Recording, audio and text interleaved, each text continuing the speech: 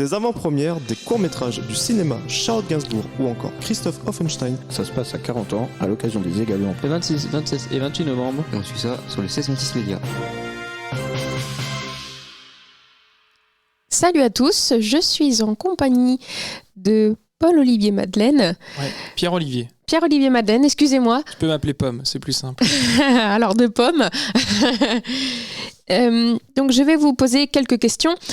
Le festival est présent sur 40 ans pour cette 6e année et présente des documentaires, des courts-métrages, des films. Pouvez-vous nous citer quelques programmations ? Cette année on avait un programme qui était très dense. Je crois qu'on n'a jamais programmé autant de films sur le festival. Il y en avait une 40aine. Et comme tu l'as dit, il y avait un peu de tout, des documentaires, des films d'animation pour les enfants. Un super ciné-concert aussi pour les tout petits. C'est la première fois qu'on faisait ça, donc on était très contents de pouvoir accueillir des enfants de 3, 4, 5 ans.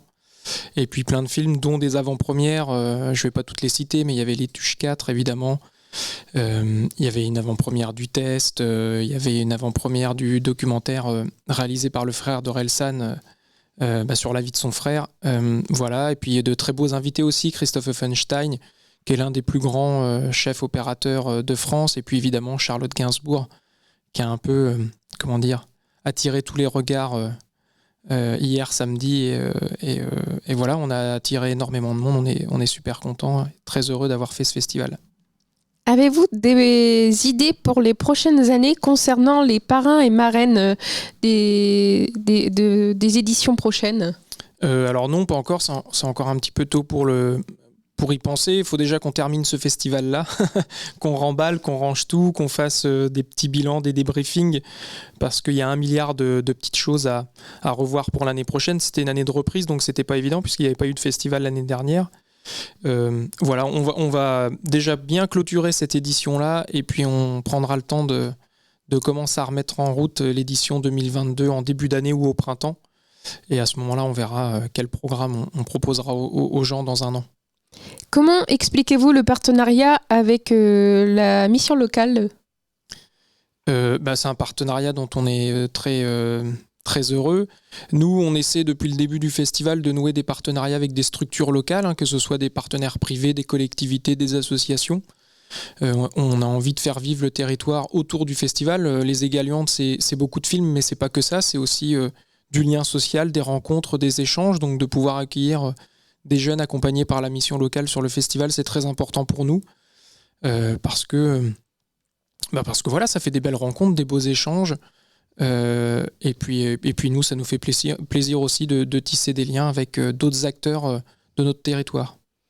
Et je souhaiterais savoir comment devenir bénévole pour l'année prochaine, par exemple.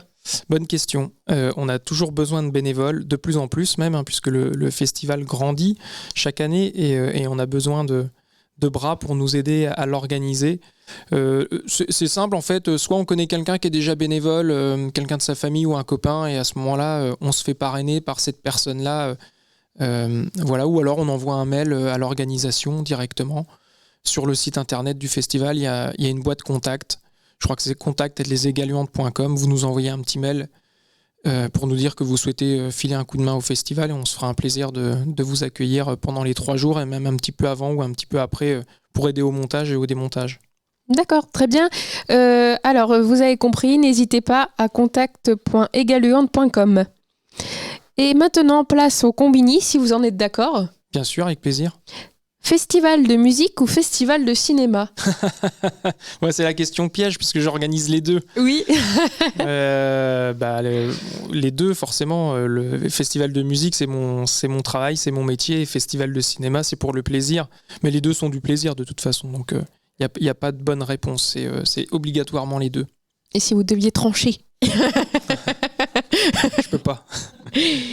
Ne montre jamais ça à personne ou le test ?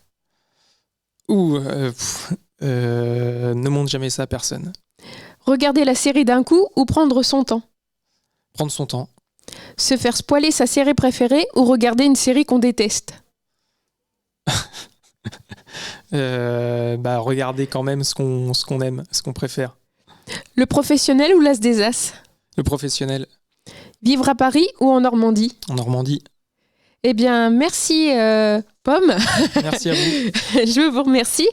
Maintenant, place à ma chronique sur l'historique du festival. En 2016, le parrain de la première édition était Jean-Pierre Lavoignat, journaliste de cinéma reconnu et également directeur de magazine Première. Les invités de cette édition étaient Dominique Besnéard, Aurel San, Olivier Jouot, Céline Aslo et Dominique Briand. En 2017, le parrain était Patrick Fabre, réalisateur de cinéma et directeur du Festival international de Saint-Jean-de-Luz, qui est venu présenter le film de Jacques Demy, Les Parapluies de Cherbourg. En 2018, le parrain était Stéphane Funkinos, directeur de casting, scénariste et réalisateur français. En invité, on a pu retrouver Claude Lelouch, venu présenter le long-métrage Misérable avec Jean-Paul Belmondo, sorti en 1995. Et également en tant qu'invité Alex Bopin et bien d'autres. En 2019, le parrain, Thierry Ardisson, producteur de cinéma qui est venu parler de son enfance et de ses premières émotions de cinéma et de sa vie en général. En invité, Dominique Besnéard, producteur de cinéma et acteur, et également Louis Becker, producteur de cinéma et bien d'autres. En 2020, nous avons pu voir qu'il y avait les égaluantes parties. En 2021, Charlotte Gainsbourg, actrice, chanteuse franco-britannique et réalisatrice de Jane by Charlotte, qui l'a d'ailleurs présentée avec La Petite Voleuse. Le parrain Christophe Offenstein, réalisateur et directeur de photos, qui a présenté Ne montre jamais ça à personne. Les invités cette année étaient Alex Bopin, Louis Becker, Clément Cotentin, le frère d'Orelsan, Armel Lecoeur et bien d'autres.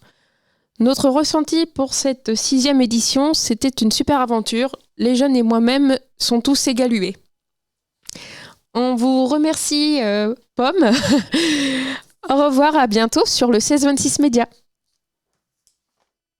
Des avant-premières, des courts-métrages du cinéma Charlotte Gainsbourg ou encore Christophe Offenstein. Ça se passe à 40 ans à l'occasion des égaluants. Le 26, 27 et 28 novembre. Et on suit ça sur le 16-26 Média.